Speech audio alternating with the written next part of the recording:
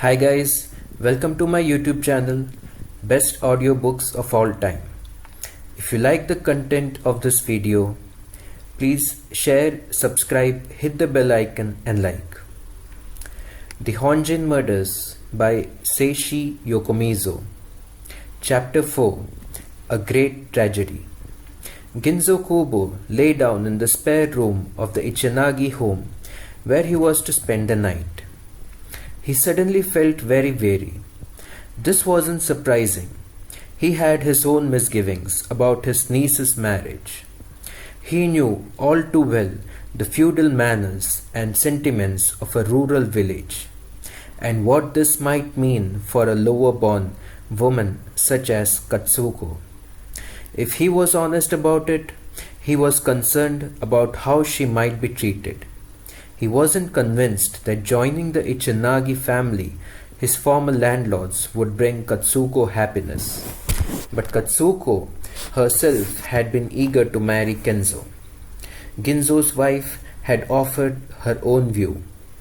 "I'm sure if your brother had been alive, he would have been thrilled about it.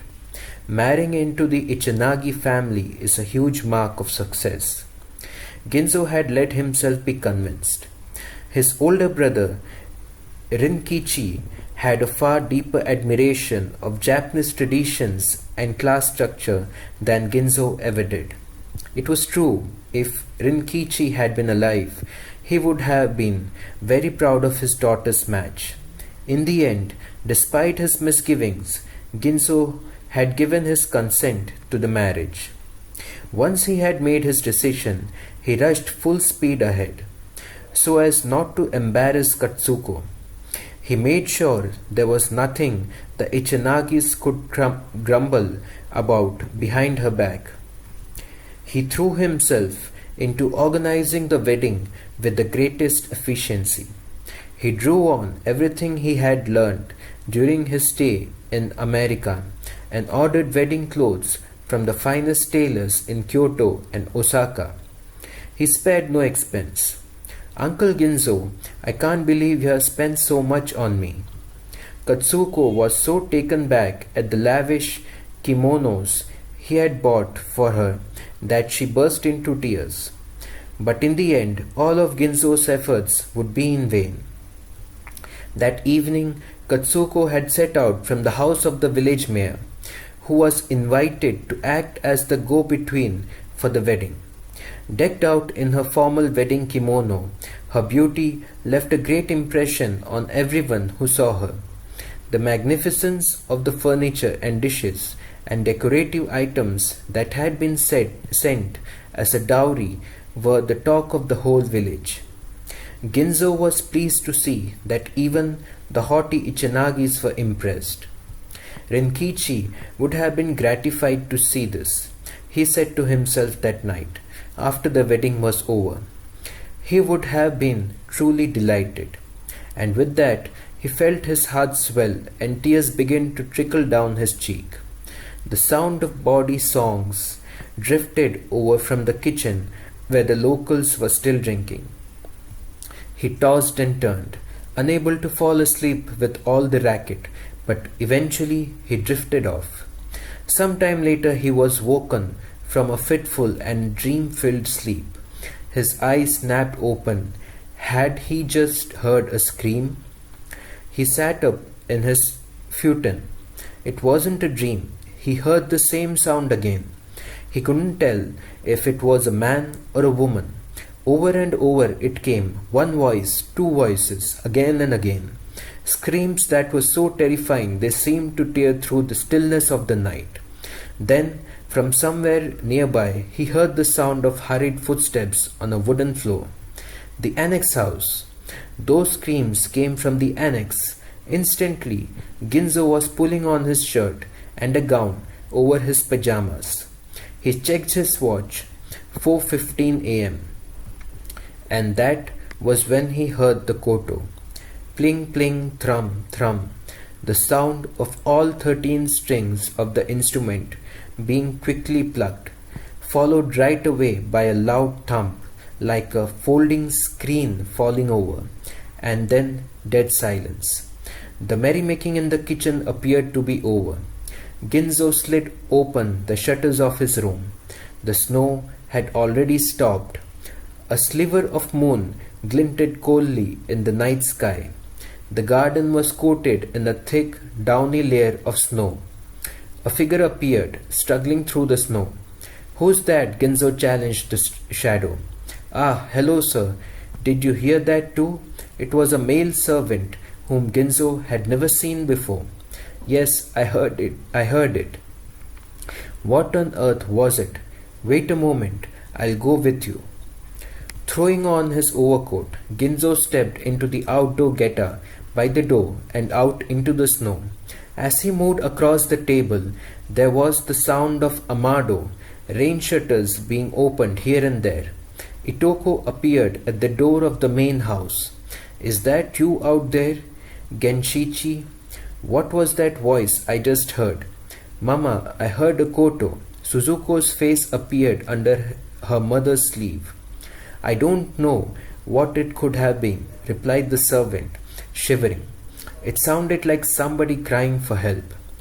Ginzo made straight for the gate in the fence that divided the main house from the annex, and at that moment, from the direction of the Branch family's house, on the far south edge of the compound, Ryosuke appeared, fumbling with his obi sash as he ran. "Aunt Itoko, what was that noise?" "Ah, Ryo-chan, could you check the annex for me?" Ginzo was pulling and rattling the tall garden gate. It seemed to be bolted on the opposite side, and he couldn't get it open.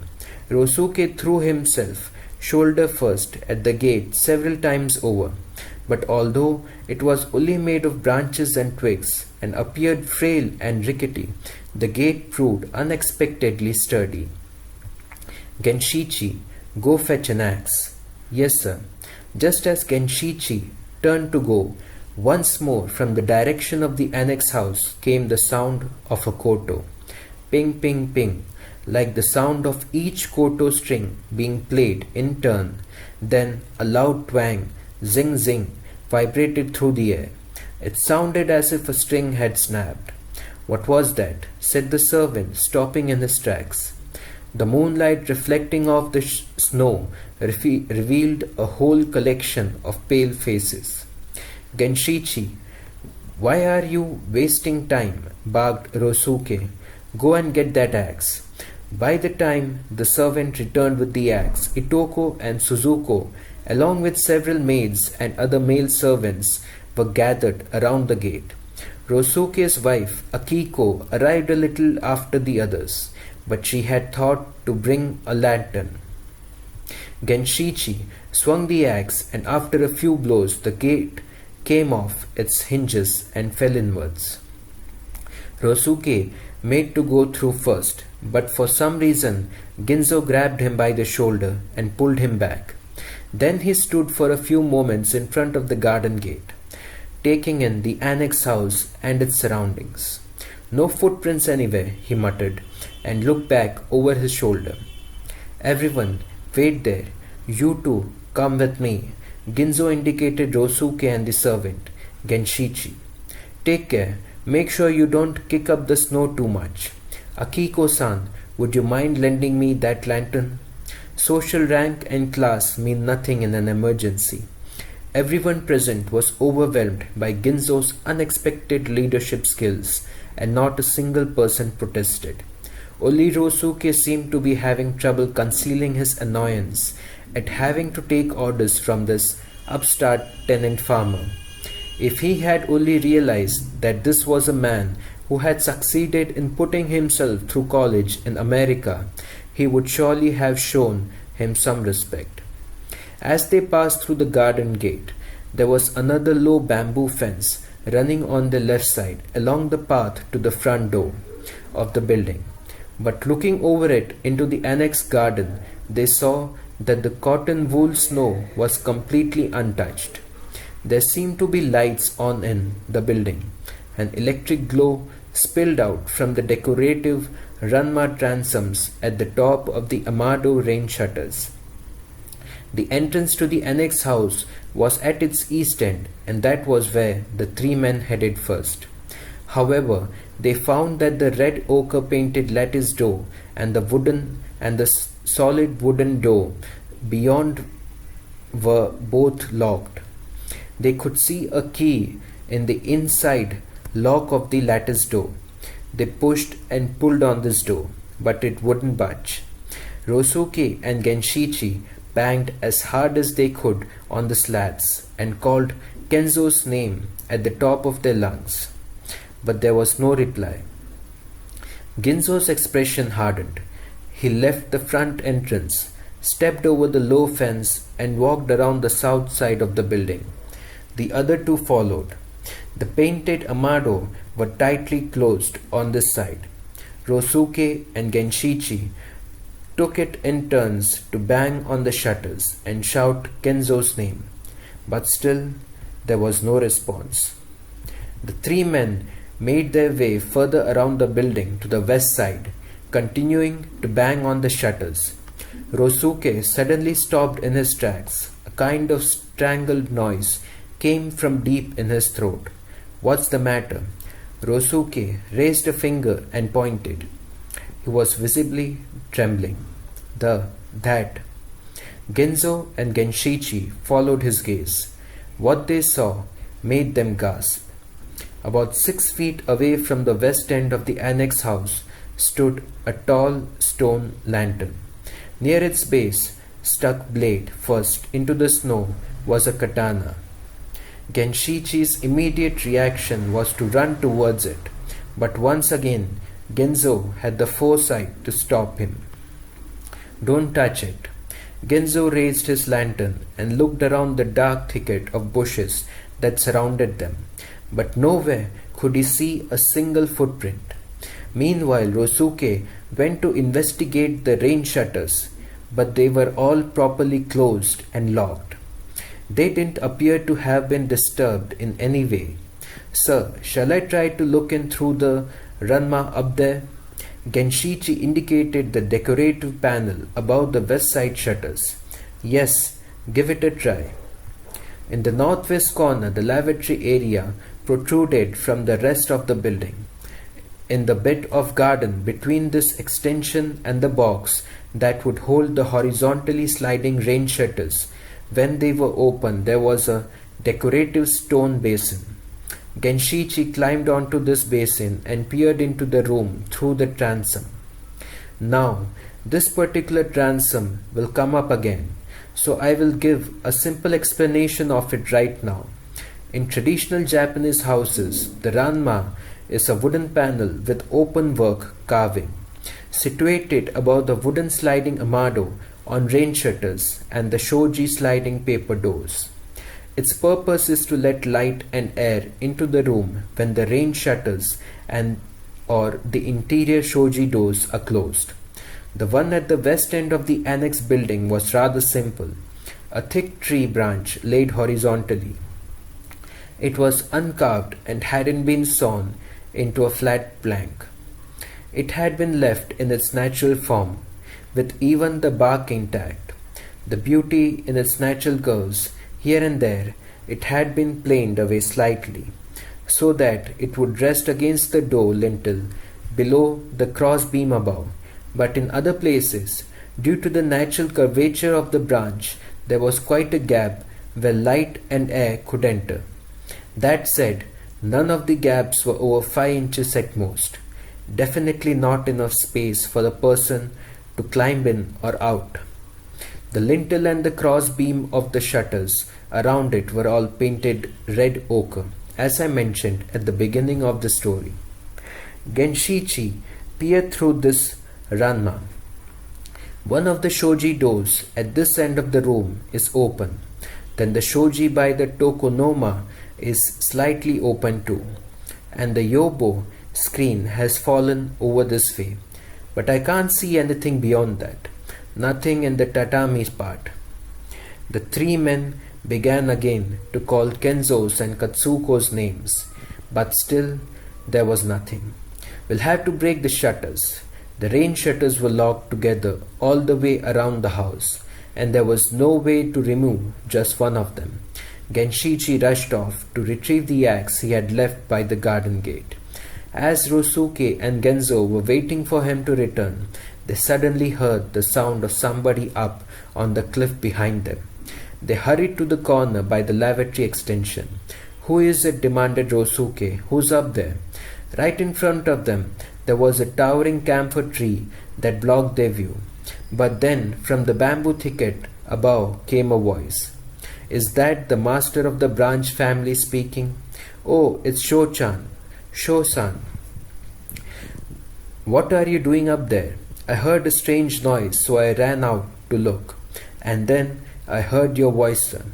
"Who is this Sho-san?" asked Genzo. "What? Oh, it's the man in charge of the mill that polishes the rice. He comes to run the water wheel. It's Shokichi, one of our servants." I believe at the opening of this book, I mentioned a broken down water wheel on the stream that ran along the west side of the Ichinagi property. Well, at the time of the story, the mill was still in operation, and Shokichi would come early morning to hull and polish the rice. As you will discover later, this would prove crucial to the mystery. "Shokichi-san, you say that you ran out of the mill the moment you heard the voices. Is that right?" asked Ginzo. "Did you by any chance happen to see any suspicious characters?" "No, not a soul. I heard the voices came out of the mill and stopped for a bit back there on the bridge. That's when I heard the koto the second time. That kind of ping-ping and then the twanging noise. I climbed up and ran along the edge of the cliff, but I didn't see a thing. That was when Genshichi returned with the axe." Genzo asked Shokichi to keep an eye open for anything untoward and went back to the west side of the house. At Rosuke's orders, Genshichi swung the axe at one of the rain shutters. With the first blow, a crack appeared in the wood large enough for Rosuke to reach inside and slide the wooden bolt that locked it shut. He slid the shutter to the side. The three men dashed in through the open space, crossed the Engawa, the corridor running around the house, but were brought to a halt by the sight that met them in the room beyond. It was a scene of carnage. Kenzo and Katsuke lay slashed and soaked in blood. The futon, with its decorated cover, freshly replaced tatami mat, flooring, and even the gilded folding screen that had been knocked over were all bloody. What had happened to the heavenly dream that was supposed to be their wedding night?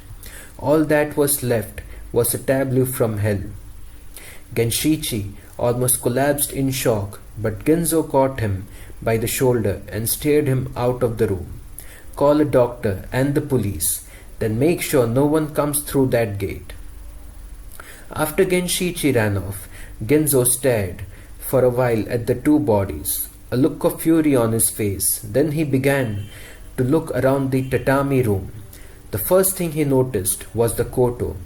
The black koto with its gold lacquer embellishments was by Katsuko's side. As if someone with bloody fingers had been playing the instrument, 12 of its strings, right at the point where the musician would pluck them, were adorned with a streak of blood. The 13th string had been snapped right in the middle, and both ends had curled up upward on themselves. The bridge had supported the broken string was broken. The string had snapped and the bridge was missing. Next, it occurred to Genzo to check the locks on all the doors and windows. As the rain shutters, including those by the front entranceway, were undisturbed. One by one, he opened the doors to the Oshire closet in the smaller tatami mat room, the lavatory area on the west side of the little storage closet opposite the toilet, and checked inside each one. At the end of the bit of corridor in front of the toilet was a small window, but there was no sign that anyone had opened it.